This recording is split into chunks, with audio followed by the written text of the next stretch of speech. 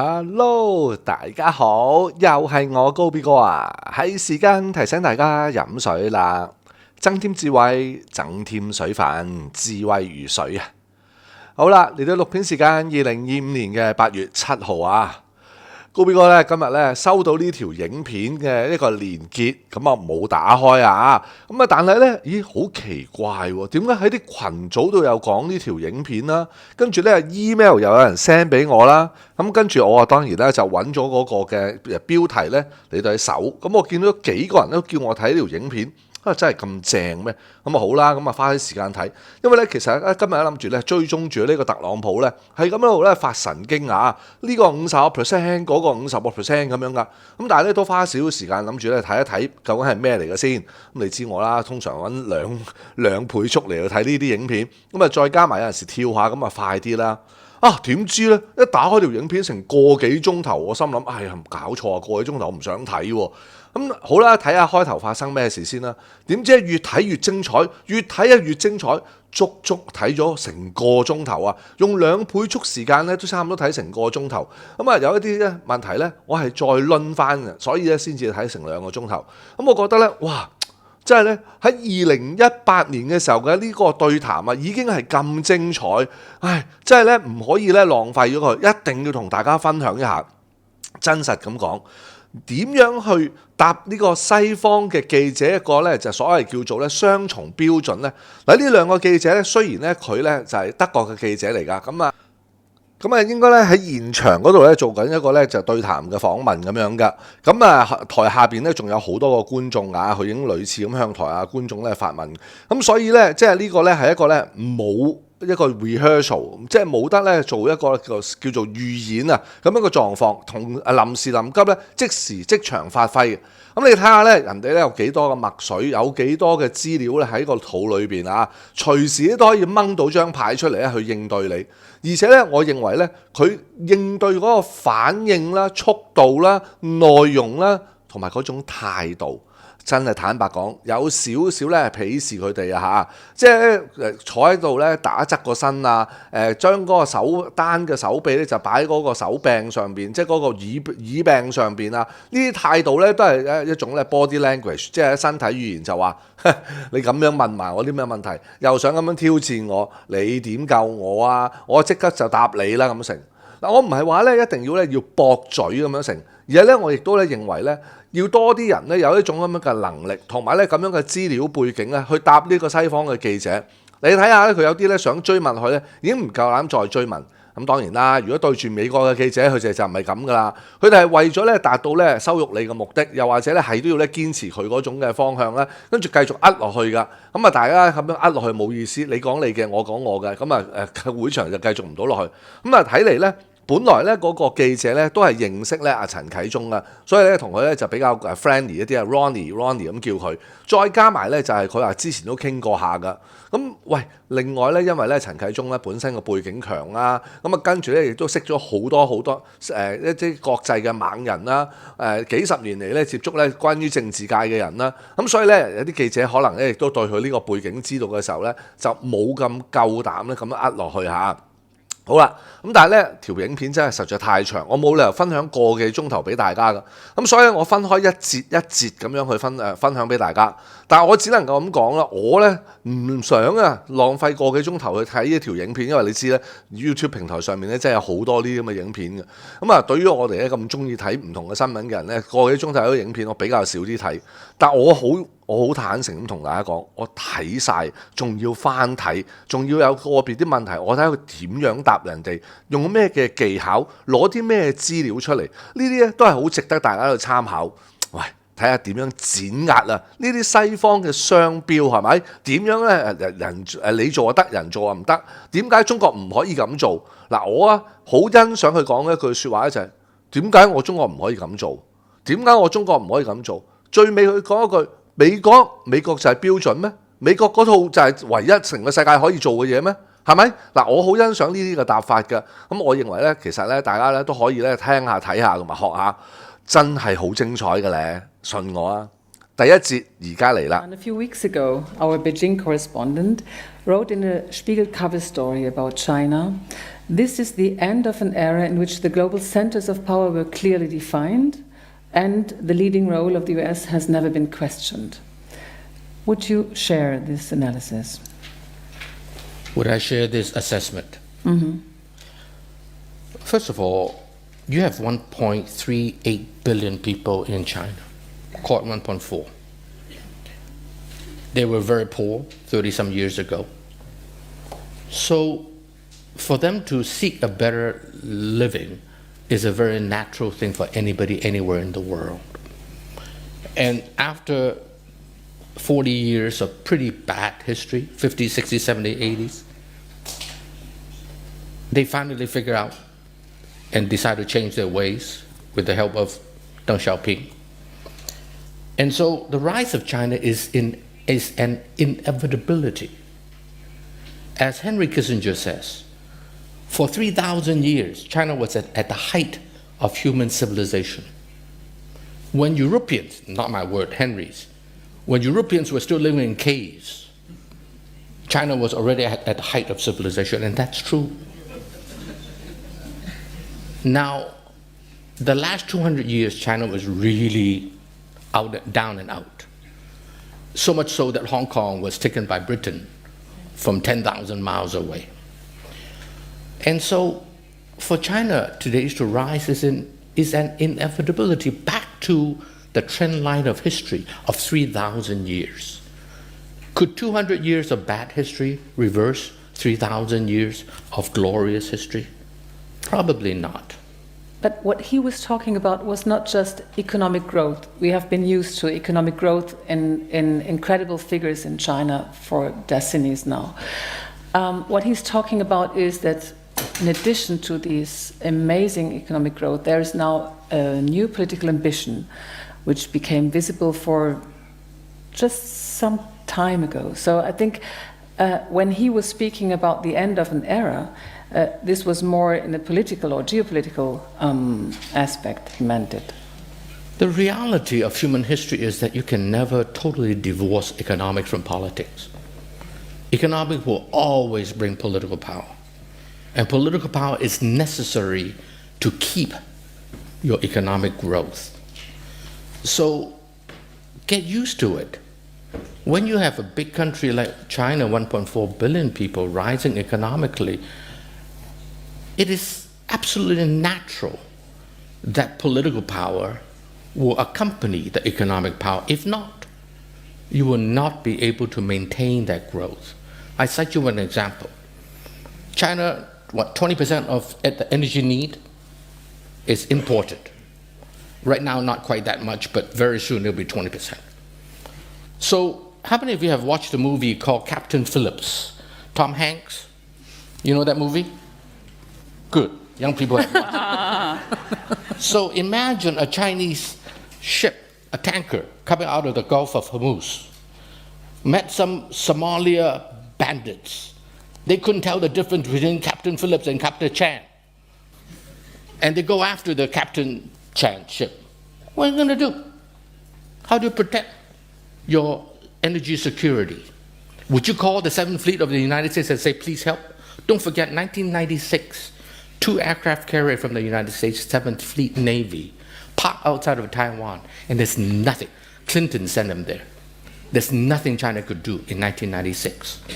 That woke up the Chinese and say, wow, there's just 2 battles, 2 aircraft carriers from America. And America has 14 of them, by the way. 2 of them, the whole of China can do nothing. And so would they call the 7th Fleet if they mistake you for Captain Phillips? So no choice but to have a navy in order to protect your security of energy, right?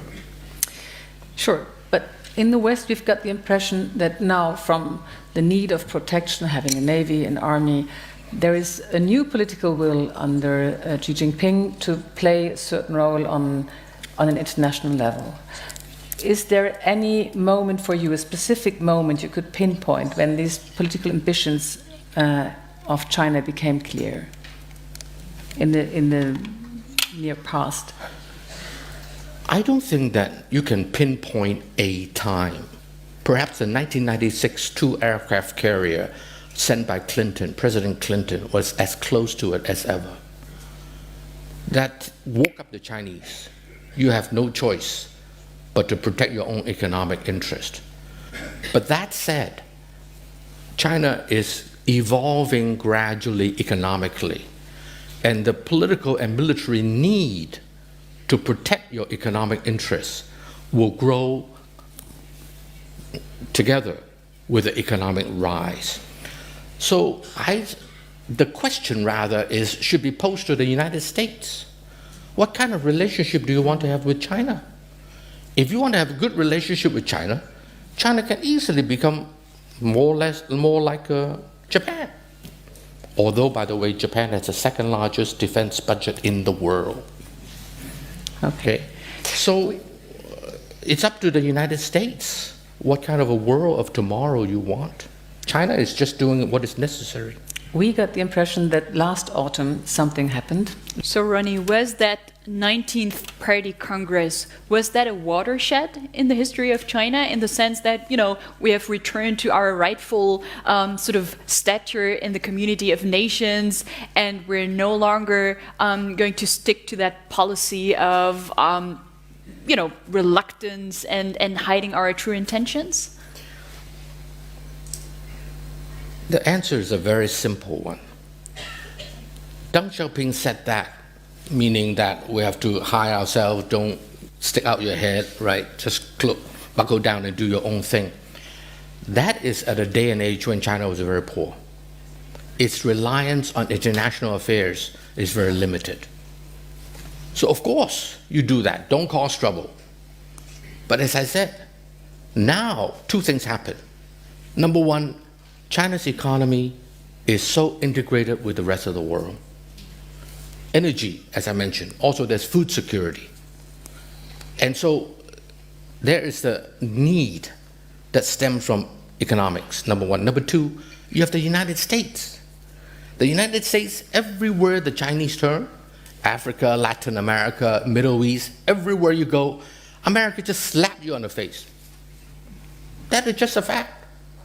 Just check history of the last 30 years, in particular the last 20 years.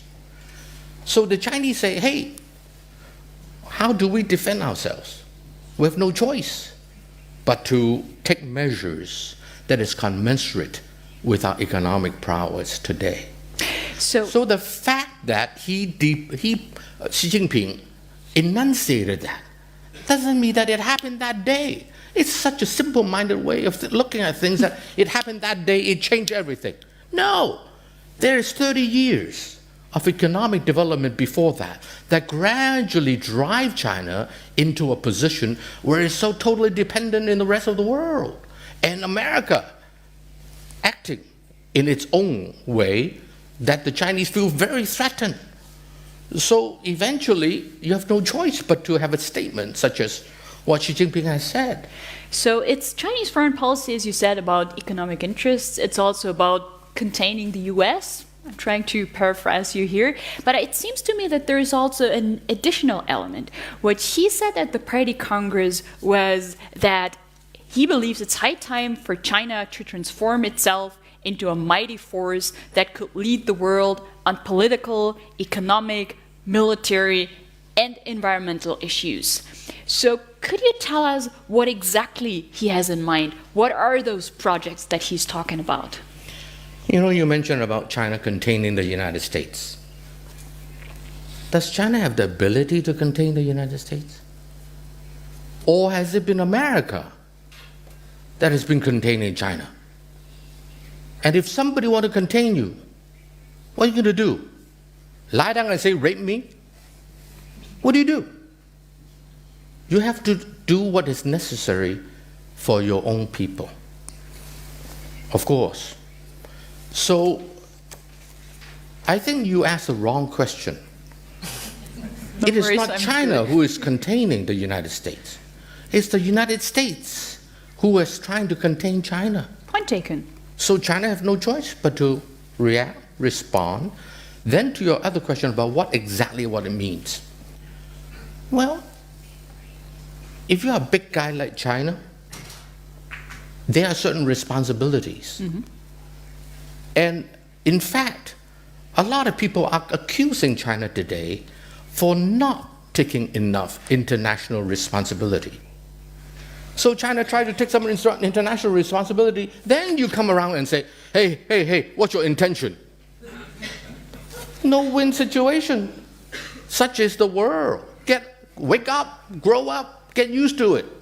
That's the real politique, like it or not. The only thing you can do is be strong enough to protect yourself, economically, militarily, and otherwise, right? Right. So China is doing any other country would do, except that China is a big country. I walk into any room, nobody notice. I'm 1.6 meters. Nobody would notice me. But if I'm Yao Ming, you know Yao Ming? 2.26 meters, the basketball player, NBA. He walk into any room, he'll be noticed. Like it or not, China is Yao Ming, 1.4 billion people. So whatever they do is in the limelight. They cannot hide like I can. So get used to it. There is a LeBron James, Yao Ming, Shaq O'Neal in the world scene today. And if I were to press you to give us 3 important projects, be it in the realm of politics, be it in the realm of military engagement or economic, in the economic field, what would those 3 projects be? Projects. In terms of China, I mean, what was he talking about in concrete terms? I would say number 1, energy security. Number 2, food security. Number 3, be a respected member of the international community. That would be my 3. Any problem with that? I didn't get your point. Are you denying that something visibly changed in autumn during this 19-party Congress, or would you share the fact that Xi Jinping, with what he said, there is a development leading to this point, but there was something really said and heard which wasn't said and heard before. Would you agree on that or not? If there is something, I don't know what it is. Because America has been moving in a particular direction now for, 15, 20 years, if you like containing China. So I suppose you can cross a threshold and get to the next phase. Is that the case? I don't know. What do I know? But what I do know is that there has been a gradual deterioration of the relationship between the United States and China. And the reason is very simple. The United States want to contain China. Okay. So you have to do your best to protect yourself, that's all. An American journalist from the New York Times, but being correspondent in Beijing, Edward Wong, just wrote this month that from trade to internet, from higher education to Hollywood, China is shaping the world in ways that people have only begun to grasp. What is your impression? Do you think the West is aware enough of these epochal changes happening? Whether they are or not is one issue. What is changing is, in actuality, is another thing. Years ago, I gave a speech that says that by China's being weak and out of the international community, because they were so poor and communistic, foolishly, a lot of internal strife and problems, they deprive mankind of 20% of the human ingenuity, creativity, intellectual prowess in the world. China has about 19-20% of the world's population, right? And so you never see anything. How many of you have watched a Chinese movie 20 years ago? How many of you have heard of a Chinese artist or a Chinese musician? Hardly. because China was poor and out of sync with the rest of the world. But today, as China is economically integrated into the global community, as it gets a little wealthier, surely it will unleash the creativity and artistic expression of 1.4 billion people. In that sense, you will be watching movies from China. You will be listening to Chinese artists playing.